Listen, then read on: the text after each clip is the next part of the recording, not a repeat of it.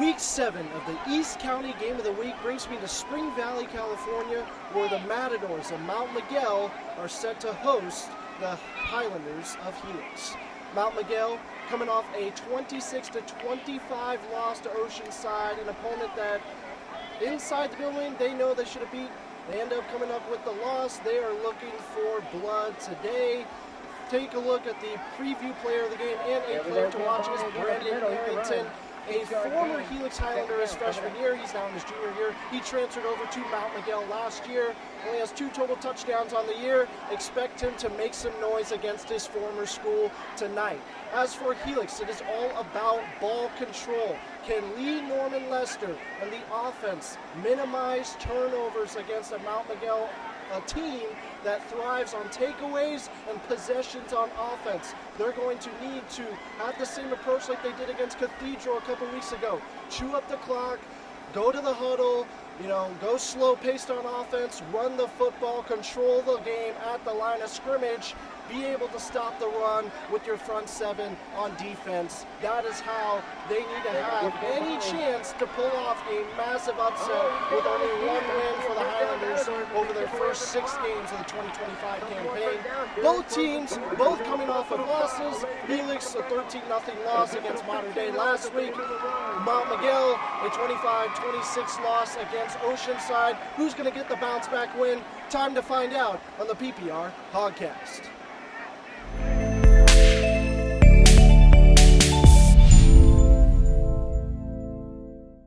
It was homecoming night for the Matadors as you see them taking the field before the game. Congrats to Anaya Morales and Terrell Morgan for winning homecoming queen and king. Drive starts. Lee Norman Lester, 6-yard pitch and catch to Jacob Andrew Johnson. He ended up being his favorite target on the night. Then almost an interception by the former Highlander Brandon Arrington, 2nd-year Matador. He's going to be an Aggie. Little pitch to Jacob Andrew Johnson. He ends up fumbling the ball. Helix turns it over on the first possession of the game and their first offensive drive. Not how you want to start. Second Helix drive. Lee Norman Lester, 3rd down. Big 3rd down. 3rd and 9. He gets this for about a 28-yard gain and a first down. Look at him move right across over the field. Little stumble at the end. Then Jacob Andrew Johnson, corner route, touchdown. Highlanders 7-0. They are on the board first. What an absolute start to begin the first half. That's the start of the second quarter right there. Helix, tackle for loss right there on defense. They did a really good job to stopping the run tonight. That was the stop on 4th down. Lee Norman Lester, option play. Look at him move. Brandon Arrington, though, says, nuh-uh. Great tackle right there by number 2.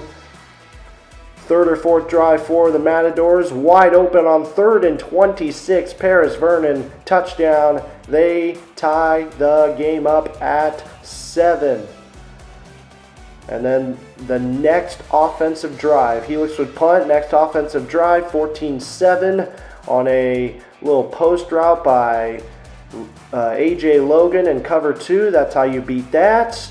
And then, how about this? This was a 1-yard loss on a screenplay that somehow Brandon Arrington reverses field and then turns on the absolute burners for a good 26-yard gallop to set up the third, to set up really nothing. Helix made up a red zone stop.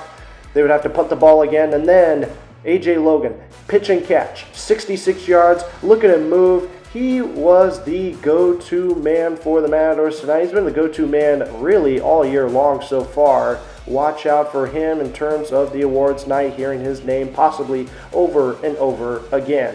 Lee Norman Lester scrambling to his right, throws an interception. That is Gianni Porfilio at the linebacker spot, the corner spot, stepping in front, pick 6, 28-7. That was really the turning point of the game. Fast forward 35-7, Lee Norman Lester on the read option keeper. He finds the pylon, touchdown, 35-14. But literally on the onside kickoff attempt, Brandon Arrington takes it all the way back. That was the final nail in the coffin. The Matadors win this one 42-14 and improved to 5-2. I am with the Week 7 player of the game from Mount Miguel, Jeremiah Loper. Jeremiah, first of all, homecoming win. That always means something. How's this one feel? Felt great. You know, we had a loss last week. We were really bummed about it, so we knew we had to come back strong and win and dominate, especially for next week. We got to prepare for next week. That's all it's about. That is all from Mount Miguel High School, live from Spring Valley, California. This is Jacob Morgans saying good night.